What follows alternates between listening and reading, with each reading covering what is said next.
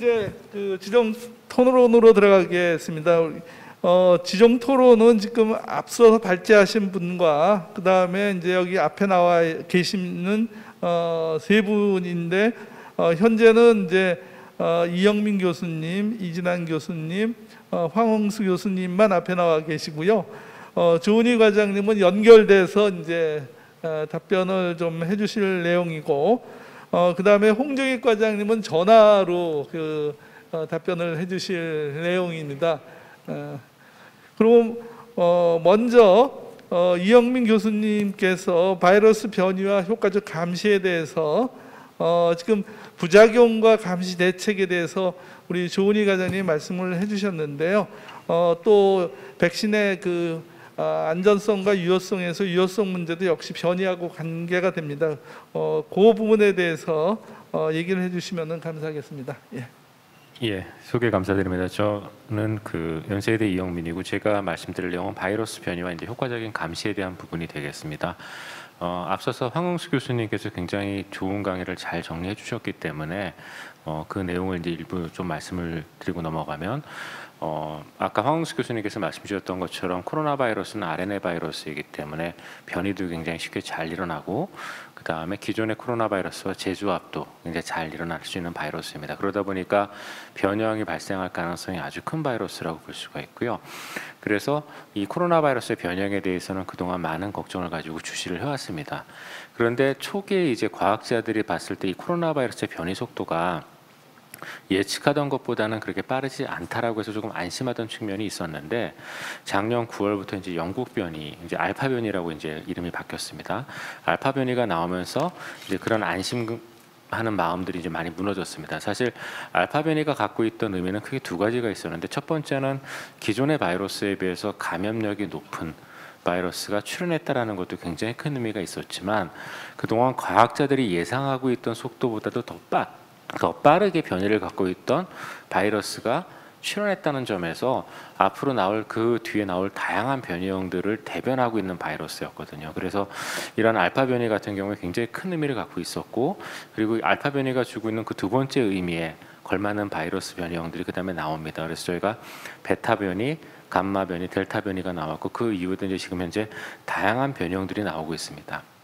그런데 이런 변이형들은 아마 앞으로도 계속 나올 겁니다. RNA 바이러스의 특징이기도 하고 그리고 또 워낙 지금 코로나19 감염의 부담, 감염된 사람들이 많아졌기 때문에 이러한 사람들 안에서 변이를 일으킬 수 있는 가능성도 훨씬 더 많아졌다라고 보면 될 것 같습니다. 그러다 보니까 전 세계적으로 확산되어 있는 코로나 바이러스가 어느 국가에서 어떤 변이형을 갖고 나올지를 지금 모르는 상황이 됐다고 보면 되고 그리고 또 한 가지 중요한 거는 이 코로나 바이러스가 변이를 하면서 점점 감염시킬 수 있는 숙주의 범위도 넓어지고 있습니다. 대표적인 게 이제 저희가 기존에 나왔던 코로나 바이러스는 쥐를 감염시키지 못했는데 3월 달에 나왔던 그 파스테르 연구소의 결과를 보시면 영국 변이, 그러니까 알파 변이는 쥐를 감염시킬 수 있습니다.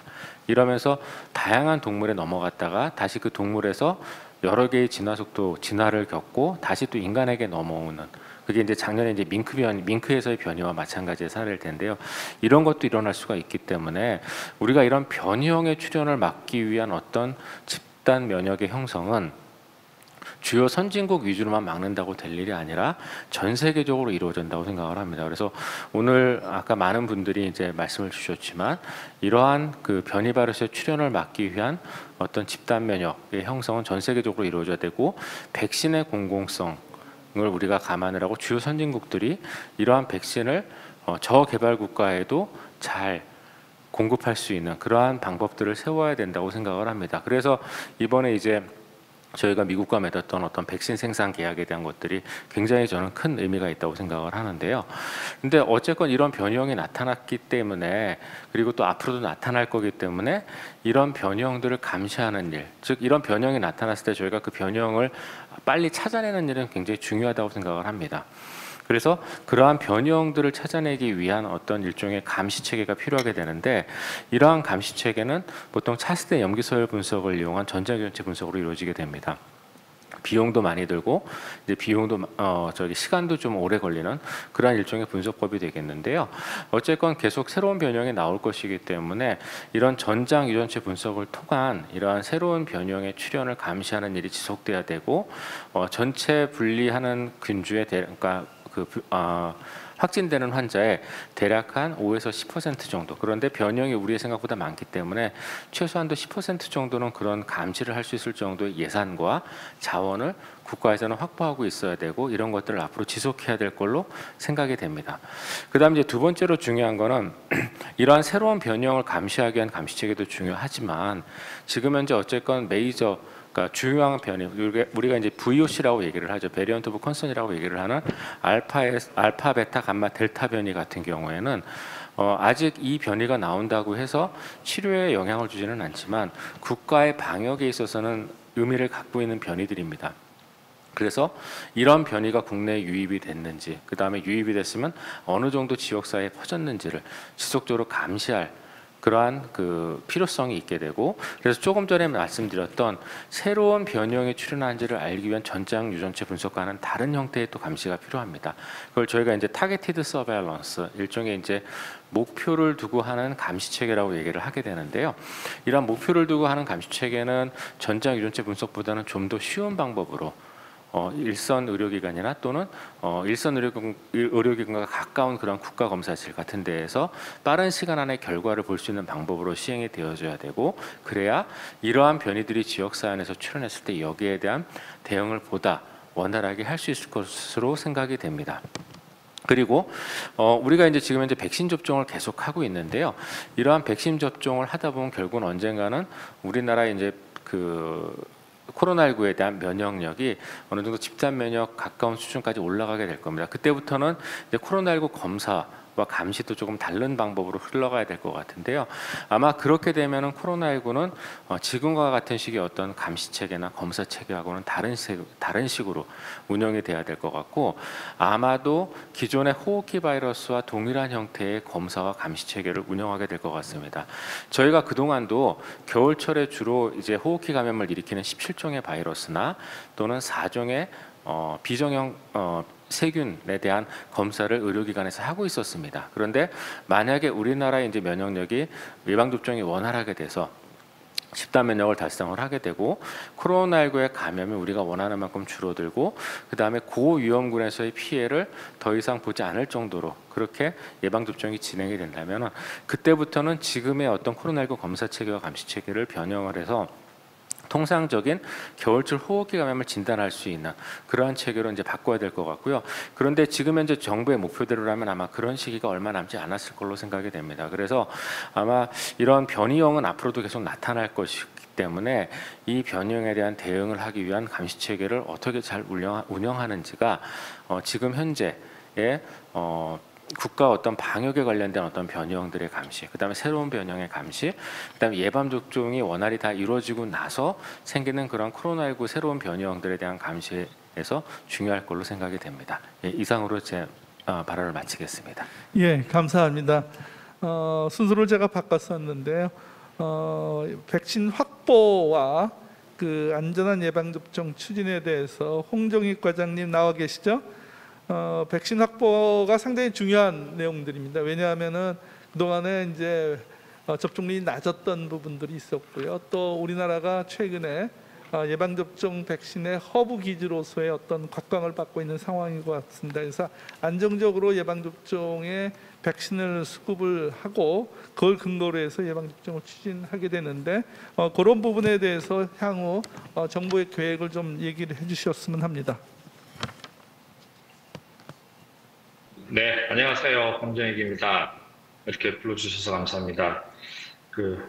백신 확보 현황에 대해서 관련하게 좀 설명을 드리도록 하겠습니다. 지금 여러 부분에 대해서 잘 아시는 바와 같이 지금 저희들이 지금까지 올해 도입하기로 한 물량은 1억 9,300만 회분입니다. 명수로 따지면 1억 명분쯤 되고요. 아스트라제네카 백신이 2천만이고 가장 많은 것이 이제 화이자 백신이 6,600만 회분이 있습니다. 그리고 모더나 노바백스 각각 4천만 회분, 2천만 회분이죠. 그리고 얀센이 600만 명분이었는데 최근에 미국에서 100만 분을 공개해 주었습니다. 지금 그 1억 9,300만여 분 중에서 지금 상반기까지 들어오기로 한 게 그 1940만, 그러니까 대부분은 하반기에 몰려 있습니다. 그래서 그 3분기에 뭐 8천만여 분, 4분기에 9천만여 분, 대부분 이제 하반기에 몰려 있는데, 저희가 그 6월 달까지 1억 9,400만 분이고, 지금까지 들어온 게 약 1억 5천만 회분이 들어와 있습니다. 저희가 이제까지 그 접종이 진행되면서 접종 현황을 이제 간단하게 설명드리면, 아스트라제네카 백신으로 1차 접종을 하신 분이 약 454만 명, 그리고 화이자 백신으로 1차 접종을 하신 분이 254만 명으로 총 한 708만 명 정도, 그러니까 전 국민의 13.8%가 1차 접종을 완료하셨고, 2차 접종은 그 아스트라제네카가 58만 명, 화이자 백신이 166만 명에서 244만 명, 인구의 4%에 해당하시는 분들이 2차 접종까지 완료하셨습니다. 그 저희들이 지금 아스트라제네카 백신의 이제 예약을 어제까지 마감을 했습니다. 그래서 그 예약 현황에 대해서 간단히 좀 설명을 드리면 5, 6월 달에 저희들이 대상으로 삼았던 것이 60세에서 74세 어르신을 포함한 약 947만 명을 대상으로 삼았습니다. 그 중에 그 764만 명께서 예약을 해주셔서 예약률이 80%를 넘었습니다. 60세 이상 어르신만 보면 909만 명 중에 732만 명이 예약을 해주셔서 80.6%, 특히 70세 이상은 82.7%까지 우리가 기대했던 것보다 예약을 많이 해주셔서 그 상당 부분 예약 현황이 올라갔습니다. 이렇게 예약이 증가된 원인으로 저희가 좀 분석을 해서 생각하고 있는 게 뭐냐면, 고령층 65세 이상, 그러니까 그 5월 27일 날 시작됐고, 지금 60세, 내일 월요일부터 시작되는데, 이 접종 효과에 대해서 구체적인 사례들이 많이 보도됐습니다. 특히 이제 교회에서 집단 감염이 발생했는데, 접종자들만 안 걸렸다. 또 가족 내에서, 집단 발병이 있었는데, 할아버지만, 감염해서 피했다. 이런 이제 사례들이 이제 많이 보도되면서 접종 의향이 많이 증가하게 되고, 또 저희들이 또 구체적인 인센티브 방안을 5월 26일 날 발표하면서 많은 어르신들이 부작용, 그러니까 안전에 대한 우려보다는 빨리 접종을 해서 이제 방역 조치에서 조금 더 좀 완화된 그런 이제 서비스를 받고 싶다 하는 부분들이 많이 있으셨습니다. 거기다가 저희가 자녀 백신 예약 서비스 SNS로 예약할 수 있는 서비스를 출시하고 나서 청장년층도 접종 의향이 상당 부분 증가했고, 최근에 얀센 백신, 똑같은 바이러스 벡터 백신이고 혈전증의 우려가 있음에도 불구하고 15시간 만에 100만 명에 대한 예약이 다 종료되는 그런 정도로 실제 많은 접종을 기다리고 있었다. 이렇게 이제 분석할 수 있겠습니다. 지금 저희가 이런 상태로 나가면 우리가 상반기 때 1,300만 명을 접종하겠다라는 계획은 무난히 달성할 것으로 보이고, 그러면 이제 전 국민 25% 이상 접종이 되면 7월 달부터는 조금 더 완화된 방역 조치가 나가지 않을까 생각합니다. 지금 6월 4일부터 이제 어제 예약이 마감돼서요. 아스트라제네카 같은 경우에 6월 4일부터 19일까지 저희들이 남은 그 583만 명을 접종하게 되고, 이미 예약되신 분들입니다. 그리고 그 화이자 백신 같은 경우도 접종 대상자들이 75세 이상 어르신과 30세 미만의 접종 대상자 일부가 있어서 한 100만 명 정도 추가로 더 접종하게 돼서 지금까지 이제 700만 명 접종한 거에다가 600만 명 이상 더 접종할 그런 계획으로 있습니다. 그래서 저희들은 이렇게 이제 많은 분들이 참여해 주신 접종 열기, 그러니까 이 예약이 지금 예약으로 나타나 있는 부분, 그리고 저희가 이제까지 5월 27일부터 6월 3일까지 그 사전 예약자의 99.8%가 실제 접종으로 이어졌습니다. 그래서 노쇼가 거의 발생하지 않았다. 그리고 자녀 백신은 또 추가로 예비 명단이나 SNS 통해서 접종이 15% 정도 더 일어났다 하는 이제 그런 데이터를 가지고 있습니다. 그래서 저희가 남은 과제는 이렇게 예약하신 분들이 80% 이상 많이 참여하셨는데, 이분들의 이제 99.8%가 접종으로 이어지는 이런 접종 열기가 계속 이어질 수 있도록 그렇게 잘 유지하고 저희가 안전관리 이렇게 진행하다가 또 혹시 예방접종 이상 반응에 대한 이런 부정적인 보도라든지 사례가 이제 실제 예약이 접종으로 이어지는 부분을 차단시키지 않도록 저희들이 계속 안심 메시지와 소통을 그렇게 이어가도록 하겠습니다. 이상입니다. 예, 감사합니다. 그러면은 마지막 그 국민이 보는 안전한 예방 접종이라는 것이 뭔가 우리 동아일보의 그 의학 전문 기자로 계신 이진환 기자님께서 말씀해 주시기로 하겠습니다. 네, 안녕하세요. 동아일보 이진환 의학 전문 기자입니다. 제가 오늘자에 칼럼 하나 선게 있습니다. 아주대병원 같은 경우 전체 직원이 4,500명인데 3월달에 그 당시에 화이자를 비롯해 아스트라제네카의 어떤 부작용 이슈, 이상 반응의 이슈, 그다음에 사망이 이르는 그런 이슈들이 많이 쏟아지는 그런 또 혈전 관계 이슈도 있었고 해서 되게 불안한 시기였고 그 당시 어쨌든 아주대 병원에서는 그쪽에 이제 병원장 보직자분들부터 시작해서 일단 맡기 시작했고 그다음에 그 좀 반대하는 사람들의 어떤 꾸준한 설득, 그다음에 미리 해열제 선지급 부터 해가지고 그 백신을 맞음으로써 생기는 이득 이런 것들을 굉장히 설득을 많이 했다고 합니다. 그런 설득을 통해서 거의 98%에 가까운 사람들이 다 일단 맞았고 그 반면에 서울 지역의 A 대학 병원 같은 경우는 그런 설득 과정이 전혀 없었던 것이죠. 그래서 그 자율에 맡긴 상황이 되다 보니까 거의 절반만 맞았던 그런 사례가 있었습니다. 그 이후에 그 아주대병원 같은 경우 쭉 이제 2차 접종까지 진행을 했었는데 그러면서 1차 접종 시 약 그 4,500명 중에 147명이 어떤 몸살 이런 걸 해서 응급실로 갔고 간단 치료를 받았다고 합니다. 그 중에서 중증 반응 환자는 한 명도 없었고요. 또 2차는 1,700명이 일단 접종을 했다고 합니다. 그 중에서 경증 반응은 2명에 불과했다고 합니다.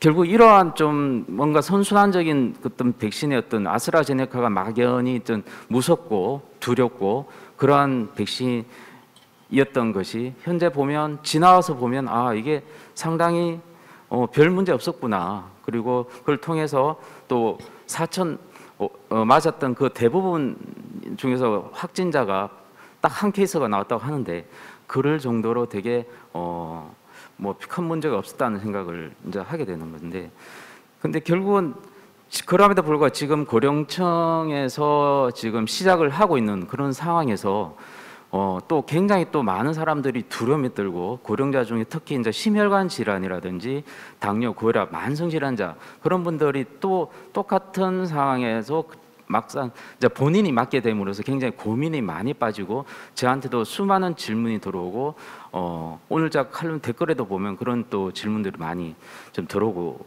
있는 상황입니다. 이런 것이 어떻게 해서 자꾸 이런 게 벌어질까를 생각을 해봤습니다. 우리나라에 들어온 게 어차피 아스트라제네카, 화이자 두 가지 백신이 들어온 상황이었고, 화이자 백신 같은 경우 첫 단추를 잘못 끼워지는 바람에 계속 그에 대한 신뢰감이 굉장히 많이 떨어지지 않았냐 하는 생각을 합니다. 화이자 같은 경우는 화이자 백신 같은 경우는 제대로 된 임상 1상 2상을 거치면서 굉장히 신뢰도가 높은 가운데서 시작된 반면에 아스트라제네카 백신 같은 경우는 처음부터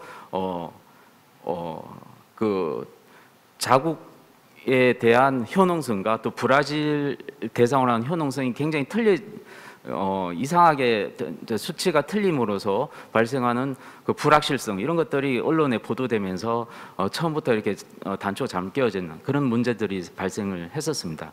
근데 그런 시작점은 사실은 또 파고들고 알고 보면 아스트라제네카 같은 경우는 영국의 옥스퍼드 대학에서 먼저 그 백신 물질을 발견해서 그 물질을 이제 상업화를 하기 전 단계에 이제 아스트라제네카랑 같이 협력을 하면서 발생했기 때문에 처음부터 상업화를 시작했던 화이자 백신하고는 저는 출발점이 달랐고, 그런 출발점이 다른 그런 걸 제대로 좀 많이 알리고 보도가 됐으면 오히려 그런 신뢰도를 쌓는데 큰 문제가 되지 않았을 텐데, 그런 문제에서 바로 첫 단추에 잘못 끼워짐으로써 이제 불안감과 신뢰도가 아스트라제네카에서 굉장히 떨어졌던 것입니다. 그래서 아까 발표한 자료를 보면 아스트라제네카의 어떤 불안정, 그런 신뢰도 떨어짐으로써 오히려 1차 접종에서 화이자가 훨씬 더 부작용이 적다라고 이렇게 인식될 정도가 됐는데, 최근에 또 보도 논문을 보면 영국에서 나온 논문인데 1차 접종을 받은 환자에게 화이자 백신인지 아스트라제네카 백신인지 알리지 않고 받았을 경우에 나온 부작용은 똑같다, 거의 차이가 없었다라고 합니다. 그러니까 우리가 처음부터 우리가 이 백신에 대해서 어느 정도 신뢰도를 가지고 믿고 받냐에 따라서 이런 부작용 자체의 결과도 굉장히 달라진다는 것을 좀 알 수가 있을 거예요. 또 우리나라가 사실은 또 하나의 또 중요한 또 최근에 설문조사가 나온 결과가 있는데 우리나라가 특이하게도 아까 유민선 교수도 얘기했지만 백신은 과학이다라는 걸 갖다가 자기는 인정하지 않는다고 하셨지만, 그 백신은 사실 현재 우리나라에서는 정치가 좀 굉장히 또 좌우하는 그런 상황인 것 같다는 생각이 듭니다. 가령 예를 들어서 백신 접종 의향에 대해서는 조사에서 민주당 지지층의 경우 67.3%가 접종 의향이 있다고 말한 반면에 국민의힘 지지층 층을 대상으로 조사한 바에 따르면 백신 접종 의향에 대해서 40.8%가 이렇게 답변했다고 합니다. 이렇게 우리나라가 굉장히 정치적인 쪽에서도 그 백신 접종의 의향에 대해서도 결과가 갈리는 이상한 좀 그런 상황이 됐는데, 백신 접종은 일단은 정치가 우선되지 않아야 되고 백신은 과학이고 백신은 의학이다라는 걸 먼저 좀 얘기를 하고 싶습니다. 그런 측면에서 우리 지금 대한민국 의학 한림원 역할이 계속 커져 나가야 되고, 그래서 의학적인 계속 발표가 널리 좀 알려졌으면 좋겠고요. 무엇보다 일단 저희들이 백신과 관련해서 이제 정부 발표대로 한다면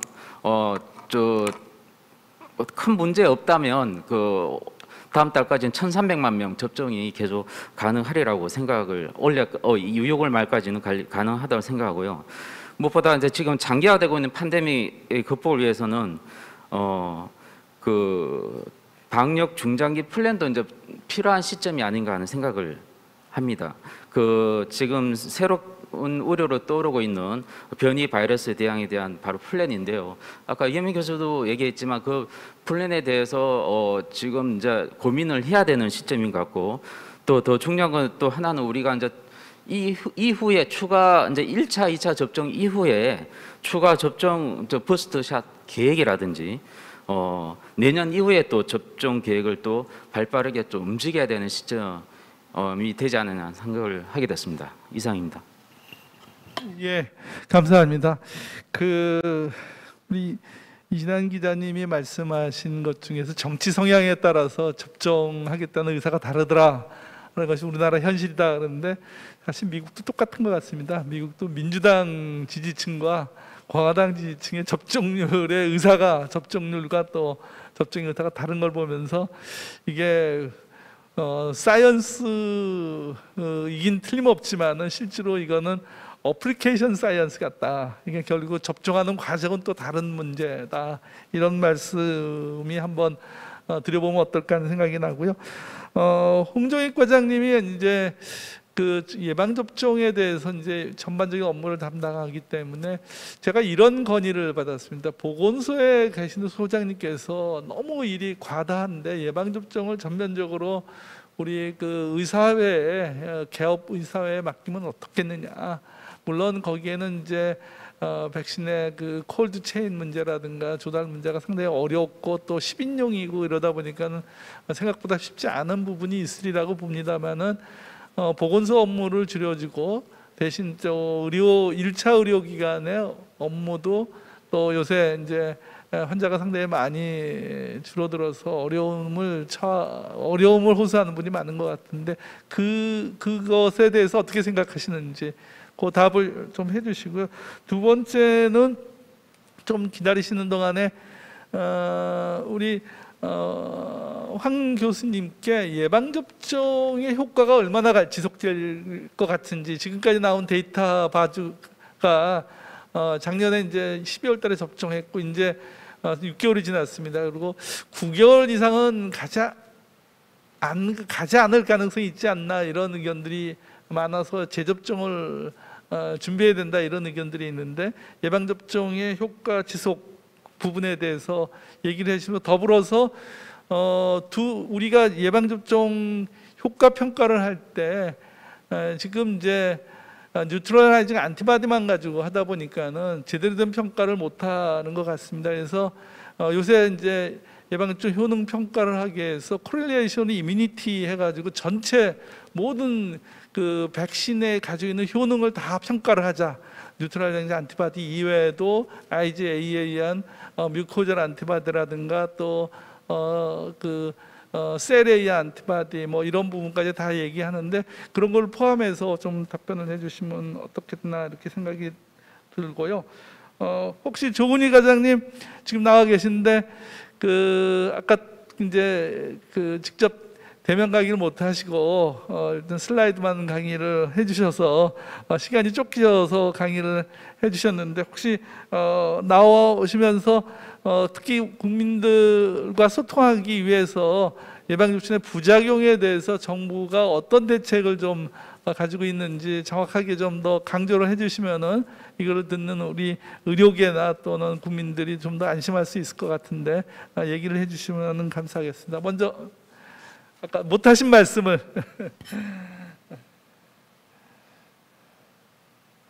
네. 말할 기회를 주셔서 감사합니다. 제가 고민스러운 게 이게 이제 이상 반응이라는 게 아까 크게 두 가지가 있는데, 신고가 되면 국민들이 다 이게 인과성으로 국가가 다 보상을 한다는 개념에 대한 소통을 어떻게 하느냐. 사실은 이게 자료 수집을 하고, 특히 이제 신규 백신인 경우는 이상 반응인지 아닌지 저희가 새로운 부작용을 이제 확인하는 개념이 있고, 또 한 가지는 이제 만약에 그게 문제가 생기면 이제 대책을 하기 위함인데, 이런 부분에 대해서 이제 많은 분들이 신고, 그리고 이제 의료기관에서도 좀 고민입니다. 이제 의료기관은 특히 아마 대학병원일수록 인과성이 본인 의료진이 있다고 생각해야 또 보고를 하려고 하고, 환자는 계속 신고를 해달라고 하는데, 이게 서로 이제 여기에서 불일치가 되어서 이제 보건소가 굉장히 중간에서 곤혹인데, 현재 저희 정부에서는 특히 코로나19 백신에 대해서는 모든 어떤 어드버스 이벤트에 대해서는, 이상 반응에 대해서는 일단은 과하더라도 저희가 자료 수집을 위해서는 무조건 다 받는 추세입니다. 이제 그렇다 보니 이제 제일 문제가 앞에 고령 어르신들을 접종을 하다 보니 어르신들이 이제 많은 부분들이 이게 이제 저희가 하루에 저희가 한 해 65세 이상이 한 650명이 돌아가시는데, 이게 한 번에 초반에 몰려 있다 보니 이제 접종하고 나서 사실 시간적 연관성에서는 며칠 뒤에 돌아가시면 모르는 부분이 이게 이제 백신으로 돌아가셨다라고 계속 하시고 있고요. 그리고 이제 보상이 사망이 4억 5천이라는 저희가 사실은 이 금액이 픽스가 또 되어 있다는 걸 아시고는 예, 이게 물론 돌아가신 분에 대해서는 굉장히 이제 유감을 표시하고 굉장히 조의를 표해야 되는데도 불구하고 이런 부분을 모두 다 한꺼번에 이제 저희 쪽에 보고하다 보니 이게 어떤 경우는 좀 딜레마에 빠지는 경우가 있고, 또 언론에서는 계속 이 부분을 또 이제 또 계속 특비하듯이 계속 올리다 보니 이게 또 국민들에게 접종률과의 문제가 생기고, 그래서 정확하게 이상 반응으로 이렇게 좀 신고가 되는 것을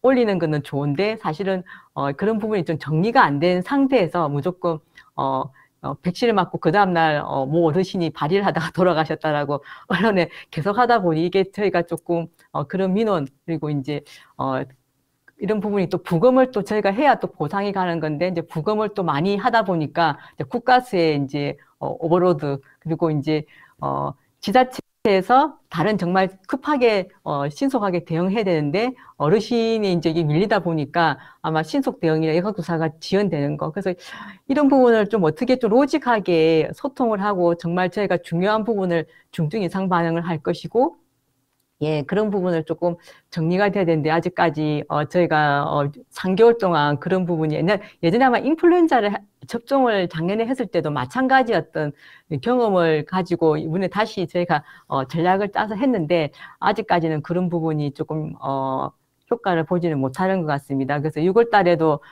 제일 중요한 것은 제가 아까 그 홍정희 과장님이 말했지만은 아마 5만 7천 명 정도가 500만 정도가 아마 1차 접종을 했고 200만 정도가 2차 접종을 해서 한 700만이었고 이제 남은 지금 6월 달에는 이 3개월 동안 했던 접종하시는 700만과 한 200만이 지금 해서 900만 정도가 접종을 할 건데 아마 석 달 동안 이상 반응이 한 달 사이에 다 들어올 겁니다. 그래서 아마 6월 달에는 이상이 이상 반응으로 어쩌면 언론이 굉장히 계속 도배가 되고 예 그런데 국민들이 계속 하루에 어르신들이 이제 많은 부분 돌아가셨다고 올라오면 이게 접종률에 또 이제 지장을 줄 거고 그래서 저희는 빠른 시간 내에 이거를 인과성을 발표해서 그걸 안심을 시켜야 되는 게 어려워서 이게 좀 저희 질병청에서도 굉장히 고민하겠지만 여기 이제 언론이라든가 아마 전문가분들도 그런 부분을 조금 어느 정도 아까 굉장히 힘들지만은 아마 계속 빨리빨리 제가 아나운서를 하고 좀 같이 조금 동참하셔서 일단은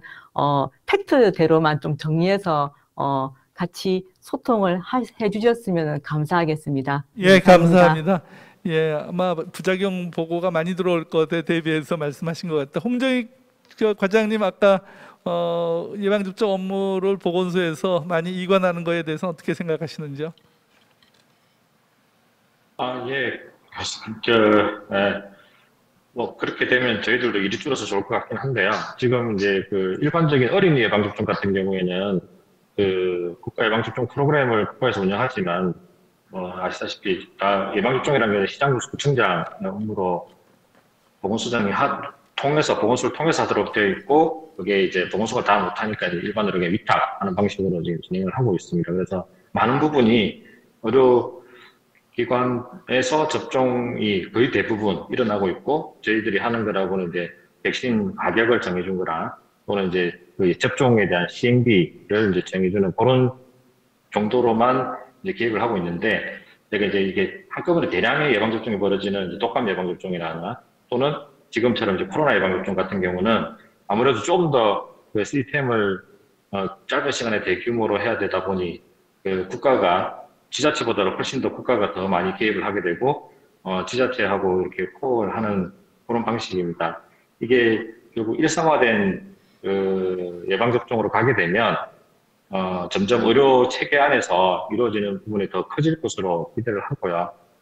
중간중간 임시 예방접종이 이렇게 대규모로 벌어지면 아무래도 국가 주도로 가는 그런 체계로 될 것이라고 기대합니다. 점점 늘어나겠죠. 예, 저도 그렇게 되기를 기대하고 있습니다. 예, 이상입니다. 예, 감사합니다.